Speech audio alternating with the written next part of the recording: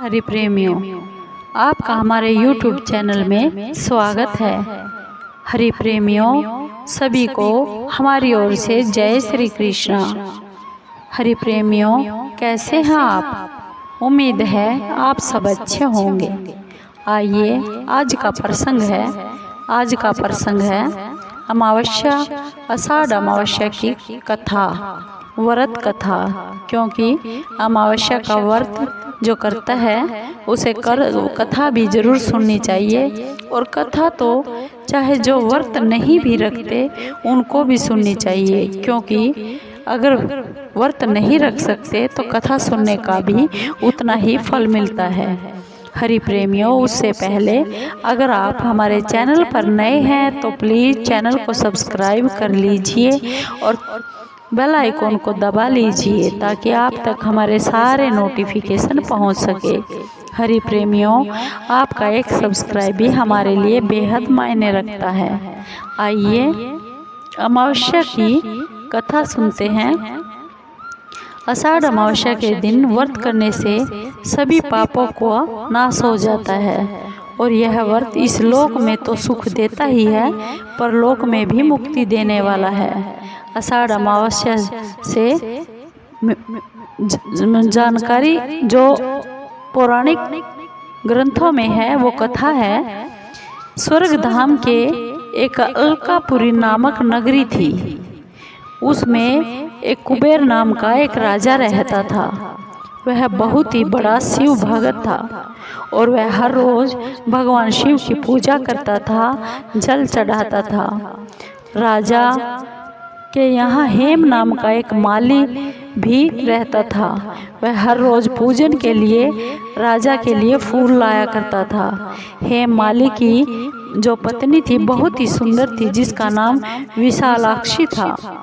एक दिन की बात है, माली मानसरोवर से फूल ले आया, लेकिन अपनी पत्नी के हाथ से फूलों को रखवा दिया और माली ने कहा, मैं फूल लेकर जाऊंगा, तब तक अपना घर का कुछ काम निपटा लेता हूँ।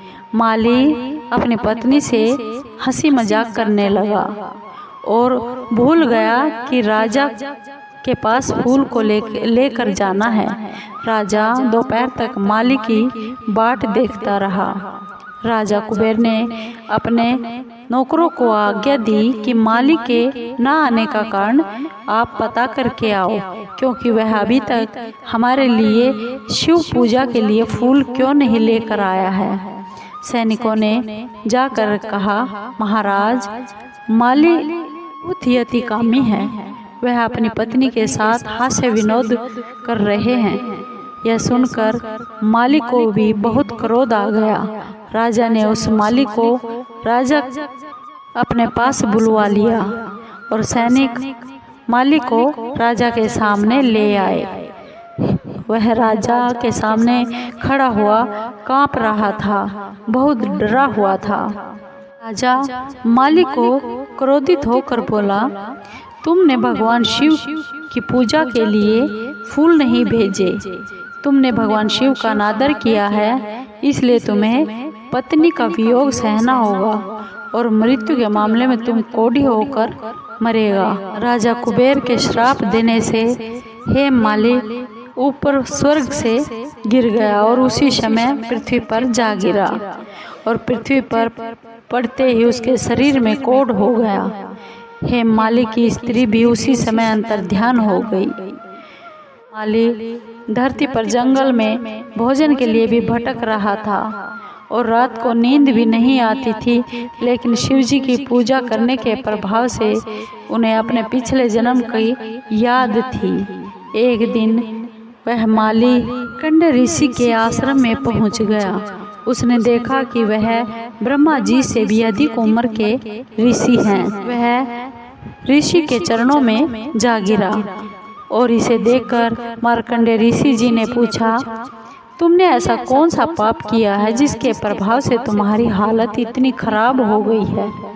हेम माली ने मार्कंडेय ऋषि को अपना सारा हाल बता दिया।